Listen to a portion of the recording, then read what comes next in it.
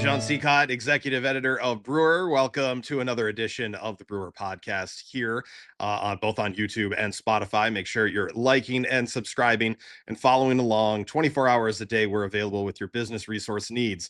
That's at brewermag.com. The Brewer Podcast is sponsored by Square.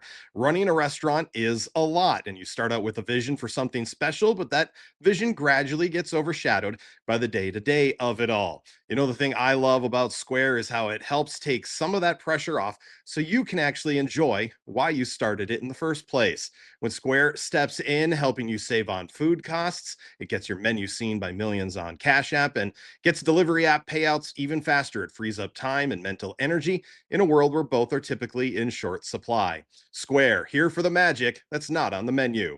Go to square.com/goodstuff to get started. That's square.com/goodstuff. The Brewer Podcast is also sponsored by Keg Logistics. You can go to keglogistics.com/brewer for more details. All right, next week, the annual Craft Brewers Conference. It's April 20th through the 22nd in Philadelphia. It brings together thousands of brewery professionals like yourself, and we're all looking for those practical strategies, strengthening operations, your marketing, your leadership, and there's a packed educational schedule that's going to be happening.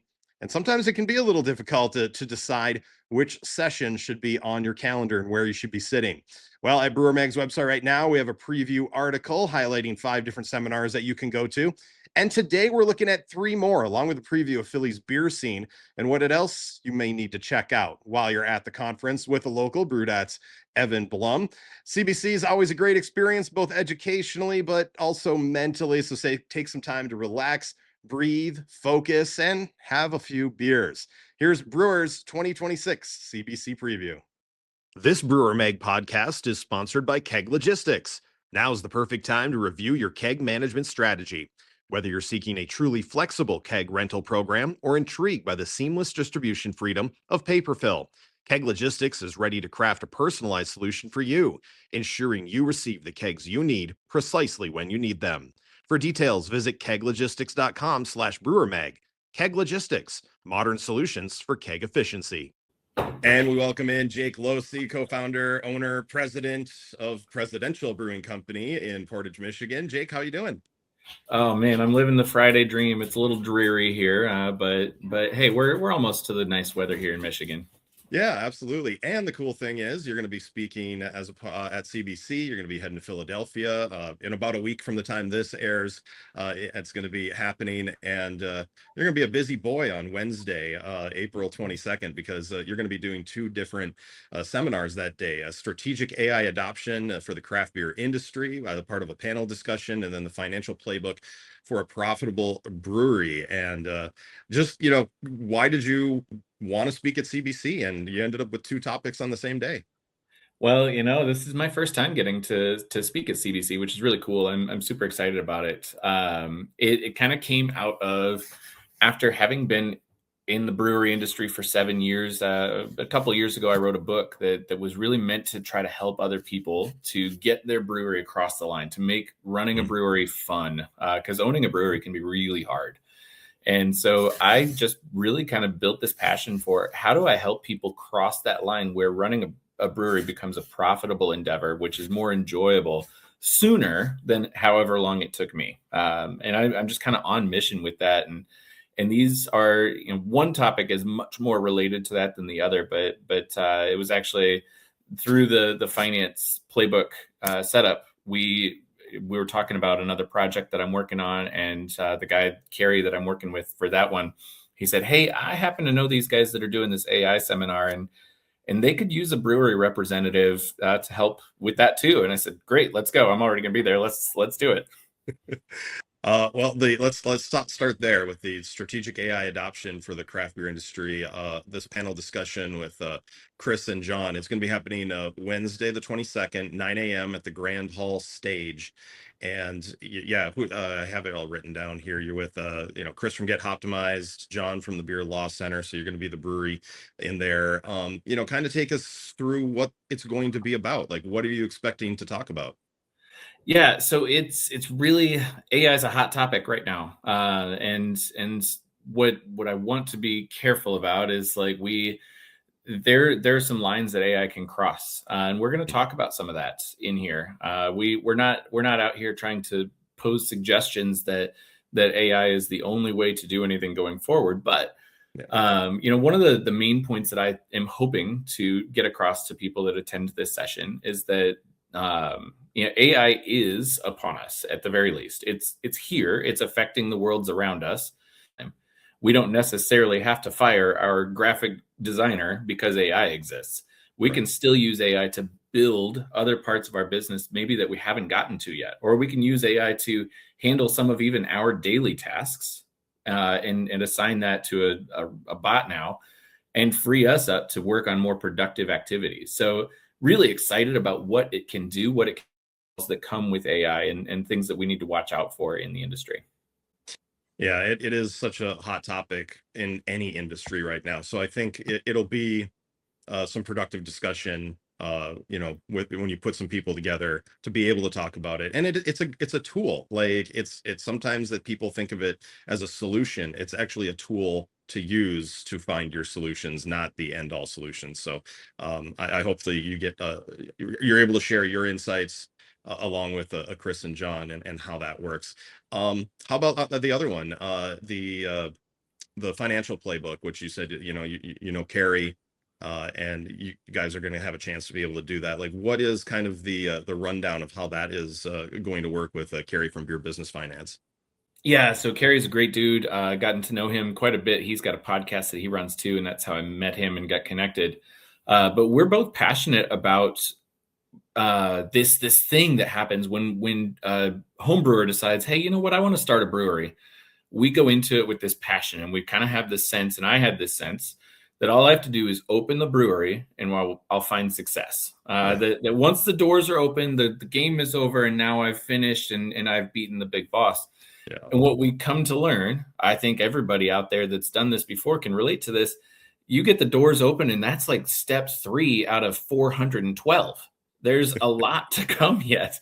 And it turns out that running a successful brewery is not about being open. It's about being profitable. It's about having cash flow. It's about making sure that you can be open again tomorrow. And that's really the key with this seminar is making it it's imperative that we as brewery owners understand the finances of our brewery. If we ignore those things, our brewery will fall apart right underneath our feet, and we will be one of those numbers that ends up reported in the terrible news articles every year. Yeah. So yeah, it's really trying to get people through the excitement of the craft beer stuff. That's what we're all here. That's why we love it. That's what we do. But the finance piece is so important, and we have to know just a handful of things to really make that work. And we can make it work for really any of us, but you have to understand these key principles and the numbers that are driving your business. When it comes to putting 2 different presentations together, how much of it is there prep work for you going on right now? Or do you feel like, especially like for a panel discussion, it's like you kind of have, they'll tell you, these are the questions we're going to talk about. So it's more of a discussion piece versus maybe, are they 2 different kinds of presentations you feel? No, these are a little bit some of both of what you talked about. So the CBC organizers don't necessarily give us the questions that they would like to have answered. Yeah. They say, you guys are the experts, tell us what you think we should talk about. So we kind of come up with our own things, and we say, these are the key points we want to make sure that we hit on. But then, we also need to make sure that we can rehearse and be completed through our project in the allotted amount of time. They don't give you 6 hours to talk about things. And I probably could talk about brewery finance for 6 hours. I probably could talk about AI in the brewery for 6 hours, but you're given 50 minutes. And so how do you get your timing in there to allow for some questions at the end? So it's some of both. It's a little bit freeform, but it's also rehearsed as well. And working with the CBC, I've probably never worked with an organization that's this intentional with the content that happens. They do a pretty thorough review process. We had to submit slides starting back in February. And we've gone back and forth a couple of times where they say, oh, what about this? And have you thought of that? And so it is very in depth. They curate their content with a great deal of intentionality. Awesome. So between the, what are like maybe one key point that you're hoping that someone will get out of, the AI one along with the profitable financial playbook for a profitable viewer do? What are the like your hopes someone walks out and becomes practical knowledge right then and there? Yeah, I think the biggest thing with AI, we definitely want to provide some tools, but really what I want to do is I want to clear the obstacle of starting to use it. That's probably a hurdle for a lot of people. And I think back to examples like Kodak and Blockbuster and all these big companies that didn't want to see the trend that was happening in front of them, didn't adapt to it, and fell apart as a result. Mm, I want people to know that this has that kind of potential. And so we need to start choosing to take action now with it, using it for our benefit. So that's kind of the big thing there is it's maybe not as hard to get into using. There's a lot of ways that we can find to use it. And there's no time like the present to start finding a way to have it helping your business. yeah. And for the finance one, the biggest key that I have there is if you're not paying attention to your numbers on a weekly basis, if you are not intentionally going through and budgeting and projecting, you are missing the boat and your business will suffer as a result. You have to do this. And it's not the fun part. It's not the reason we get into this, but it is the thing that separates successful breweries from unsuccessful breweries. So those are really the key points in both of those sessions. I want to make sure that people are ready to hit the ground running when they get back from CBC and feel fired up, and start talking about nerdy things like brewery finance. Well, speaking of brewery finances and fun stuff, what's new with your brewery? How are things going, and how are you guys going along so far? It's kind of the slow season, especially with all the winter and stuff, and now you guys are finally getting into the spring and summer in Michigan. Yeah, we are definitely on the very end of our slow season. So we will, between April and May, we'll probably just about double our revenues next month, which is just bonkers. Wow. So excited for a busy summer season. We've got a big outdoor concert series that we run every year, and that's getting ready to fire up. And I'm excited about some of the new acts that we get to have this next year. But yeah, we're just kind of chugging along. This time of year, we are sticking with we're a very event heavy business too. So we have trivia every week. We have karaoke. We have comedy shows. We have some beer release events. We're getting pumped right now on 420 during CBC. Actually, we're gonna have our I Did Not Inhale release, which is always a fun time. It's a silly little beer that we get to do every year, and super excited about that. And yeah, it's something that our customers love it too. So we stay busy, but we're getting ready to be absolutely bonkers here in just a couple weeks. Awesome. Well, have fun in Philly. Enjoy speaking. I'm sure you'll get a lot of people coming up to you after. You're going to have a lot of great conversations. And I always appreciate you sharing your insights. So thanks for being on the podcast with us. Yeah, thanks for having me, John. It was a pleasure. This Brewer Mag podcast is sponsored by Keg Logistics. Now's the perfect time to review your keg management strategy. Whether you're seeking a truly flexible keg rental program or intrigued by the seamless distribution freedom of paper fill, Keg Logistics is ready to craft a personalized solution for you, ensuring you receive the kegs you need precisely when you need them. For details, visit keglogistics.com/brewermag. Keg Logistics, modern solutions for keg efficiency. And we're joined with Shay Holdaway, quality manager at Prost Brewing, the North Glen facility by the looks of it, for Prost Brewing. Shay, how's it going? It's going great. It's Friday. It's been a busy week getting ready for CBC and ready for a nice weekend. How are you doing? Yeah, I'm awesome. I'm ready to. I'm in New Orleans, ready to travel home, and glad that we could catch up here on this Friday. And coming up in just a little over a week by the time this runs, you're going to be on stage at 204B on Tuesday, April 21st. Speaking with Francis from Firmly at 2:45 at CBC. It's called Fizz, Function, and Food Safety, making safe, stable, and compliant non-beer beverages. You got to love when they give you the longest thing that you can introduce yourself with. Exactly. Let's break it down a little bit. Give me an overview of the topic and how you wanted to be a part of a CBC presentation in Philadelphia coming up next week. Absolutely. Yeah. So this will be my first CBC that I'm going to be speaking at. Definitely a little nerve-wracking, but I'm very, very excited. I'm the quality manager here at Prost. I've been here for about a year now. Prior to that, I've worked in the QA/QC realm for about 7, 8 years. And why food safety? Fist function and food safety. So not only here at Prost, where we're doing some contract brewing, but just in the craft beer industry as a whole, we're continuing to just see increasing products that aren't beer. And, the Brewers Association, ASBC, MBAA, everybody is trying to get out those resources as fast as possible, but we really just kind of wanted a summary for people who want to start dabbling in some of these new products that maybe they don't have experience with. As the quality manager here, food safety is extremely important. And with some of these new alternative beverages, you don't have the usual factors, the usual food safety factors that beer has. So, that lower pH in beer might be a little bit different in a carbonated water or a tea, botanical tea. In addition, maybe there is or isn't ethanol, and we know that that can be a really good kind of preservative for microbial risk and contamination.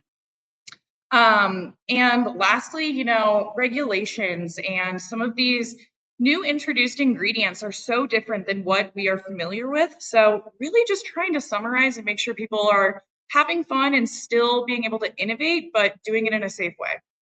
Yeah, absolutely. Because I think, like you said, everyone's kind of jumping in because they do see those trends or they see something that, could be a capture of a new audience. And like you said, if it's not beer and you've kind of just been in the beer realm, all of a sudden you're in a whole new scientific realm sometimes of things. So I think it is key for people that, I think maybe 10 years ago, CBC was a lot about quality of your beer. Now it's quality of your product. And that means a lot of different things. So I think it's cool that you guys are getting a chance to be able to talk about it. And you're hooking up with Francis from Firmly. Why did you guys decide to work on this? And, how is the presentation going to get laid out? And how have you guys worked together to, put together this 45-minute presentation or however long you wanted it to be? So I've known Francis since I honestly moved out to Colorado in 2018 and got into the beer industry out here.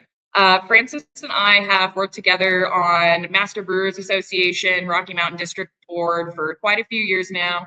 We're in a few ASBC subcommittees together, but they're also a dear friend of mine, and I think as equally, if not more nerdy than I am.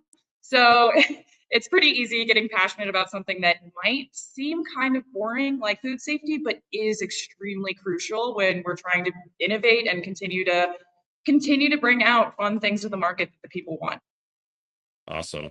How about what you guys are going to do? Like, is it going to save a lot of room for Q&A? Do you think you're going to hit all the things that people need? I mean, like, what's kind of the thought process going into this and how you guys have it laid out? Yeah, so we've done a couple of run-throughs at this point. Francis and I, whether it's us meeting up here at Prost for a beer after work or scheduling a Zoom call, we've done run-throughs. We've gone through this presentation a ton of times. We're going to have minimum 10 to 15 minutes for Q&A because I do think that that's going to be an extremely important topic. We're also going to mention at the end, like, hey, come find us in the hallway after. Let's chat about this. Here's our email. We're always willing to share resources, and we are giving this talk because we're passionate about it, but we want others to be passionate too and really have that understanding. So just because that hour might be up doesn't mean the conversation is done. Absolutely. If someone is going there, what do you want them to take as a practical takeaway? What do you think is a real key point for you that you want to stress while you're talking?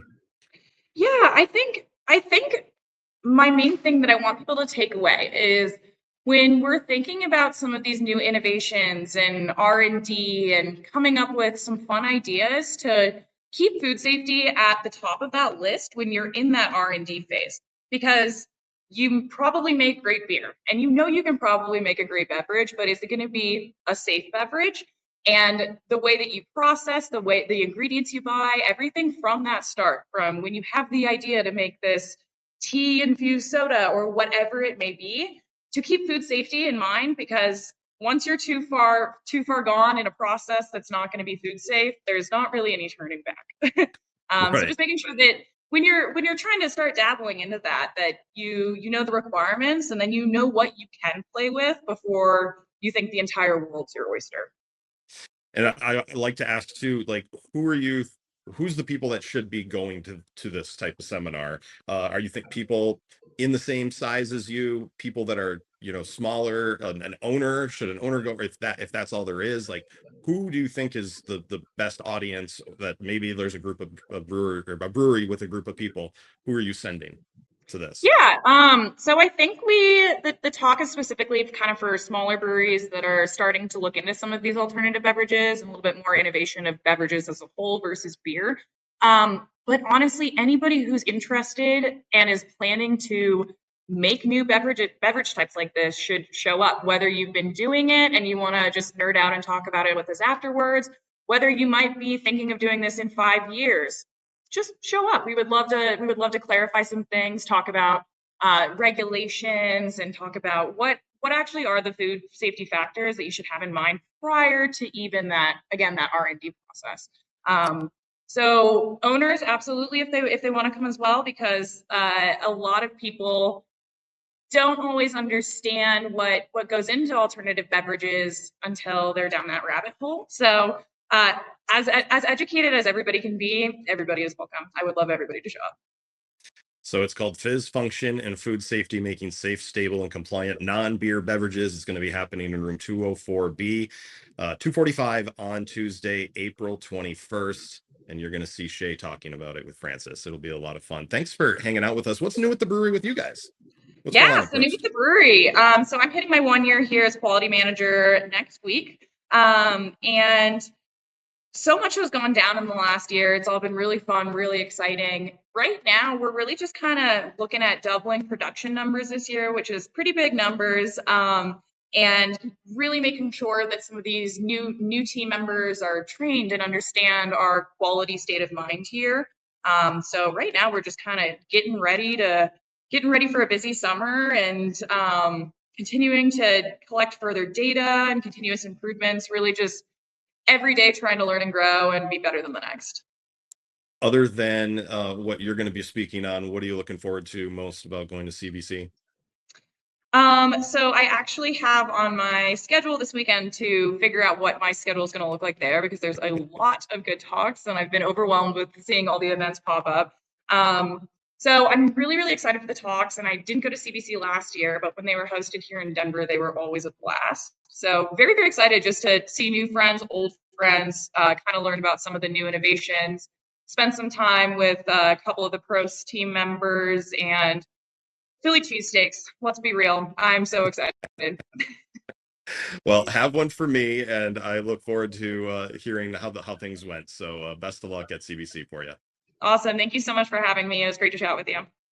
Running a restaurant is a lot. You start out with a vision for something special, but that vision gradually gets overshadowed by the day-to-day of it all. Now, the thing that I love about Square is how it helps take some of that pressure off of you, so you can actually enjoy why you started in the first place. When Square steps in, helping you save on food costs, get your menu seen by millions on Cash App, and get delivery app payouts faster, it frees up time and mental energy in a world where both are typically in short supply. Square, here for the magic that's not on the menu. Go to square.com/goodstuff to get started. That's square.com/goodstuff. Well, it's been a whole decade since the Craft Brewers Conference has been in Philadelphia, and I thought there's no better way to get a tour of Philadelphia, the craft beer scene, the food scene, what's going on in Philadelphia. Evan Blum, the founder of Brewed At and the Brewed At podcast and the app. And what else do you have going on for you right now, Evan? Anything else? We're in the middle of redesigning our website. That's the big one. So full kind of CRM system, a lot of internal stuff for us. Just trying to make everything extremely simple to communicate between all parties, whether that being like the consumers that are looking for different events going on in the city, beverage brands that want to put on different events and that we're covering anyway. So a little bit of everything, but the website is main focus for us right now. Awesome. Well, we had talked a few years back. You guys were kind of getting things launched with the Brewed At app and connecting just the Philadelphia crowd to understand what's going on beer-wise in Philadelphia. You have a pretty much an entire country showing up on your back door here in a few weeks. What are you excited about having CBC in Philadelphia again after 10 years?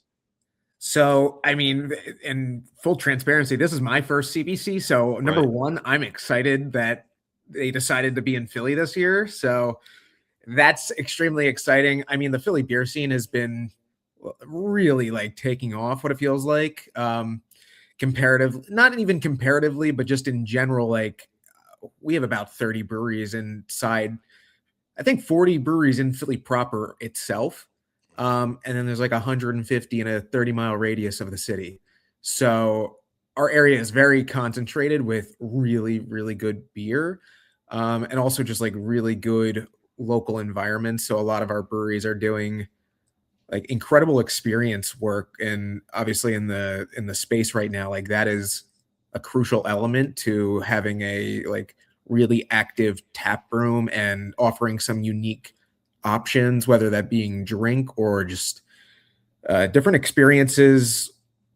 From like when you walk in, like this place might look like a movie theater, this place might look like a lounge, like a bunch of different things. So it's cool to see, and I'm excited to see everybody from around the country kind of pop into Philly.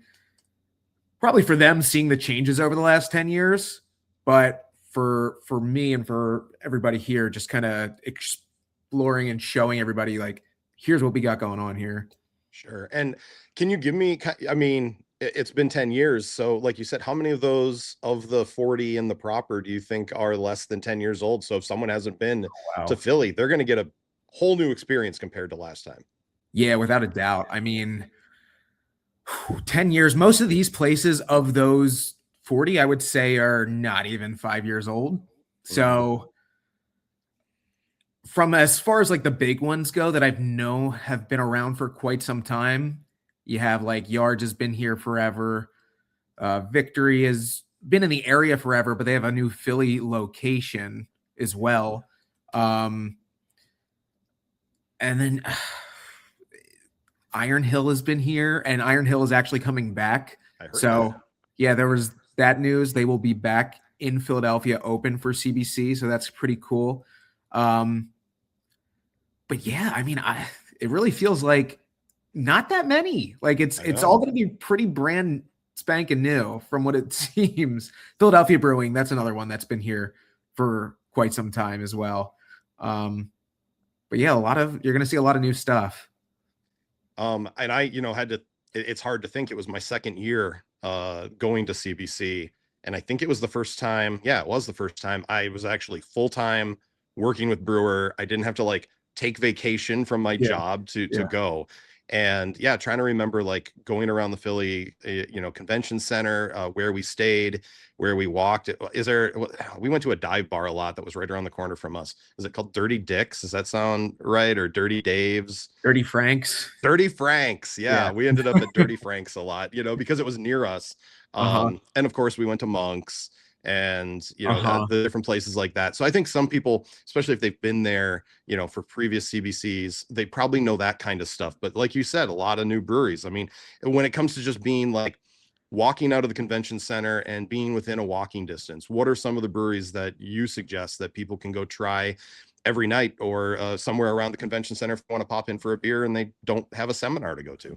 Yeah, I would say there's a bunch of good options.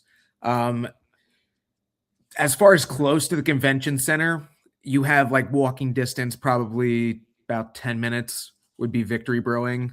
So they're right along the Parkway. And obviously everybody knows the name Victory, but they also have this beautiful location, outdoor, indoor, 2 floors that's on the Philadelphia Parkway between like the Art Museum and City Hall. And if it's nice out, you sit outside, it's beautiful.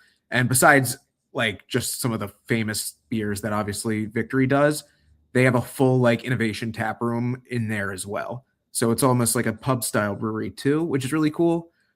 So whatever is made on site there is only brewed for that location. So I recommend getting some of those beers while you have the chance, if you're there. So that was a great one. And then another fantastic one. And there's a few right around this area too. It's like Callow Hill. Another probably, this might be a 10-15 minute walk, but you have Love City Brewing, which is one of the best environments, probably just in Philly's beer scene in general. They're fantastic. I think we met there actually, if I'm not Yeah. Really cool, beautiful building, and fantastic beer. I'm curious if their Lime City Lager is on. That's my favorite one there. But they just opened up a new spot as well. But that's in Manayunk, other part of the city. Highly recommend, though, going to Love City, and then very close to there, you also have Yards Brewing, probably another 5 minutes. So obviously, Philly staple, been around for years at this point, over 20 years, I believe. And in between that, you have another brewery called Triple Bottom Brewing, which is female focused, like very natural, very green, organic, beautiful, beautiful looking brewery as well. Awesome. How about beer bars or things that, I think a lot of people just instantly type brewery near me when they go on Google Maps, but beer bars are also, another thing that can be explored. And of course, I think we all start with Monks, but there is others. Yeah. I mean, you have to start with Monks. Like if you're going to be in this city, like you really need to experience that for yourself. I can imagine it's going to be extremely hard to get in there this week. But I mean, Tom Peters is a legend with Belgian beer, just bringing over all these different Belgian beers, and you can have some of the best beers and just around the US in there as well. So if you can, and the food's there, if you haven't had the food there, that's like so slept on too. It's pretty crazy. Great food program. Like get the mussels if you can. I would say Standard Tap is another one to check out. I mean, Standard Tap's been around for another maybe like 20, 25 years, if not more. It could be more, but that's kind of right in the heart of like Northern Liberties, very close to Yards, very close distance to the where the actual conference is going to be held.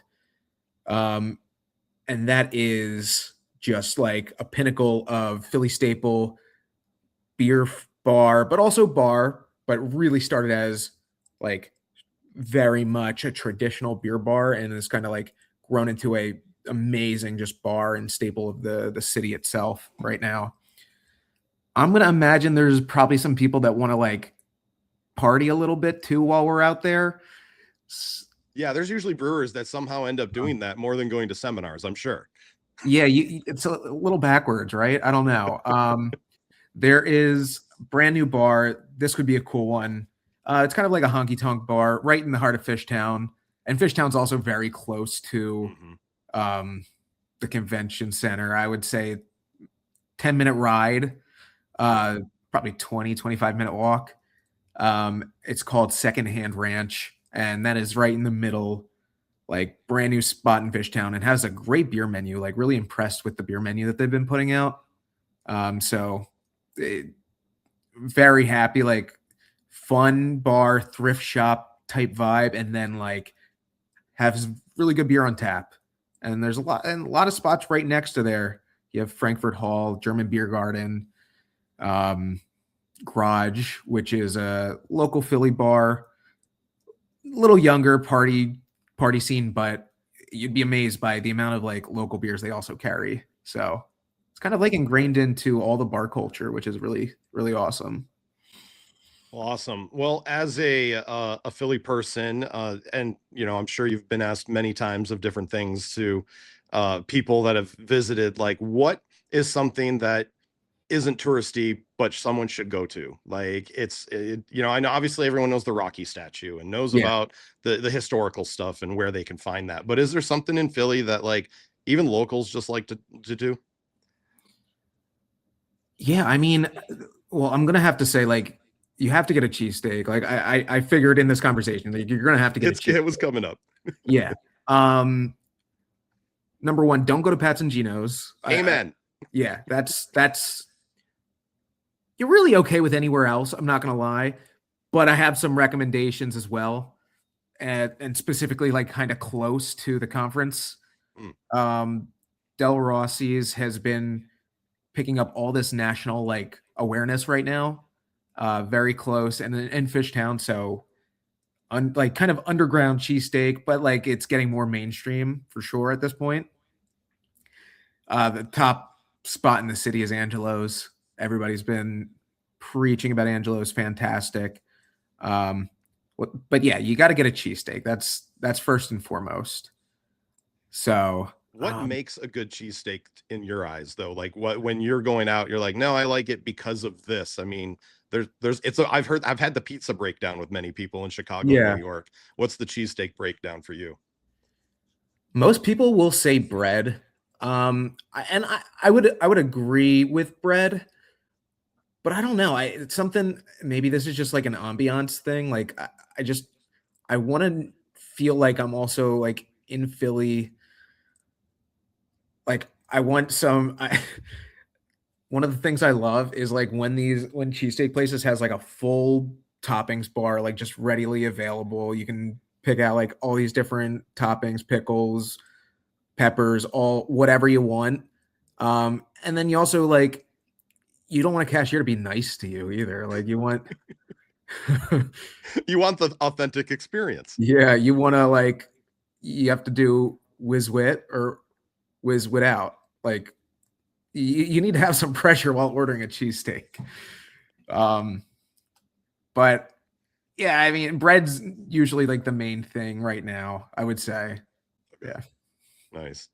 Well, and you kind of touched on it a little bit with Brewdat, but kind of give us a rundown of what Brewdat is, and are you guys doing anything special for CBC, just to kind of introduce yourself to the craft brewing industry while they're there? Yeah. So Brewdat we're like a localized media company specifying in craft beer and craft beverage we've been getting into, but a different way to present what the beer and beverage space is to a younger audience, specifically to like Gen Z. So how do you get that message in front of Gen Z? It's by doing different social media avenues. So we podcast media, just social media videos all the time, Instagram, TikTok, etc. And then different localized events that are more technology focused. So we work with the app company to put on this event that is like fully like a passport, but all on your phone, all throughout the city.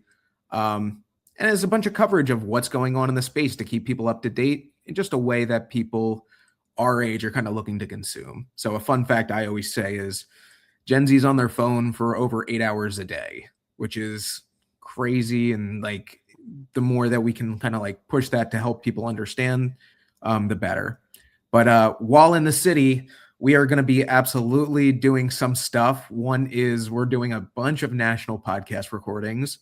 So people from all around the country, and even a guest from international coming in, and we'll do some quick like CBC special episodes, half hour, running a special from I believe it's April 27th to like May 8th. We'll do an episode every day of just releases.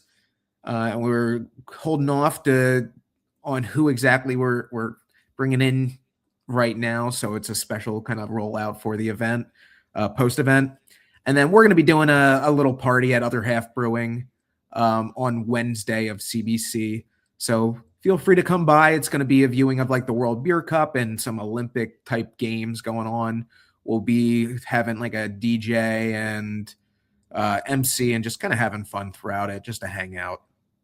Very cool. Well, have a great first CBC. I'm looking forward to hearing the podcasts after, and seeing what you're going to be doing. I'm missing out this year. Like I said, my wife won the coin flip. She's going to her conference the same week that CBC is going on. So have some extra fun for me. Will do.